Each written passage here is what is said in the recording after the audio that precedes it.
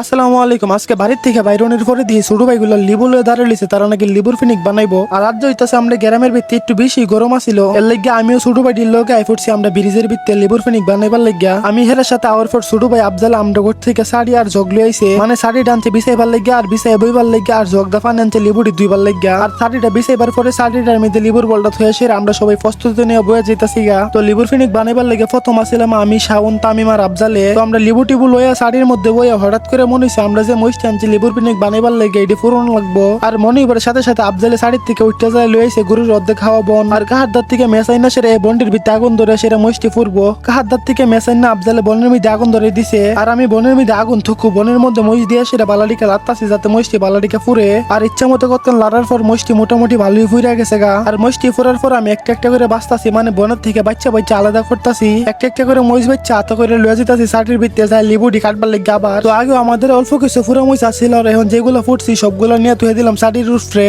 আর আজ আমরা লিবুর ফিনিক বানাইবার লাগে দোকান থেকে কিনা লইছি কাসুন্দি। প্রথমে আমরা ব্রিজে আওয়ার পর আমরা মানুষ আসলাম 6 জন, এখন হাওয়ানো মোটামুটি লেডি হইতাছে আর মানুষের সংখ্যা বাড়তাছে। তো লিবুগুলো কাটার মাঝখানে হঠাৎ করে আমার বিয়ে চলে আসলো আমাদের এখানে। আর এন থেকে একটা লিবু নিয়ে হাওনের পরে সে নাকি পিনিকে পড়ে গেছে। আর হ্যাঁ, আপনারা অনেকে কমেন্ট করতে পারেন ভাই তোমরা তো বত্তার আয়োজন বা কোনো কিছু করলে চলো যাও ফুসকুনি ফের মাছার ভিত্তে, তো আজকে খেললে গিয়ে মাছার মধ্যে না গিয়া তোমরা বাড়ির ব্রিজের মধ্যে বয়ে গেছো লিবুর পিনিক বানাইতে। ভাই আপনারা এই কমেন্ট না করার আগে আমি কমেন্টের উত্তরটা দিয়া দিলাই। কথাটা হইতাছে আমরা এলাকার ভিত্তে আজকে অনেক বেশি গরম, আর এই গরম দিকে আমরা সহ্য করতে পারি না, এর লাগে আমরা ব্রিজের ভিত্তে বয়ে গেছে লিম্বুর পিনিক খাইবার লাগিয়া, মানে একটু টক। আর আমরারও ইচ্ছা ছিল আমরা মাছার ভিত্তে যাই সেটা লিম্বুর পিনিক খাইবার লাগিয়া। কেল লেগে মাছার মধ্যে গেছেন আপনারা আমরা কই পুষ্কুনি ফারের ভিত্তে আমরা মাছার মধ্যে গেলে লইদাদা যাওয়ান লাগে হেতেলাল দিয়া। এমনি আমরা এলাকার ভিত্তে আজকে অতলা গরম, আবার যদি লইদাদা বা হেতেলালদা যাই তাহলে তো গরমে একবার হিজ্জা একবার সিদ্ধ হয়ে যামুগা। এর লাগে আজকে আমরা বুদ্ধি হারায় সেটা পুষ্কুনি ফার মাছার মধ্যে না যাইয়া আমরা ব্রিজের মধ্যে শাড়ি বিছাই বয়ে গেছি লিম্বুর পিনিক খাইবার লাগিয়া। আর দেশম আমরা ব্রিজের মধ্যে আইছিলাম লিম্বু টিম্বু লয়ে আসি, দেশম আমরা আসলাম 6 জন মানুষ,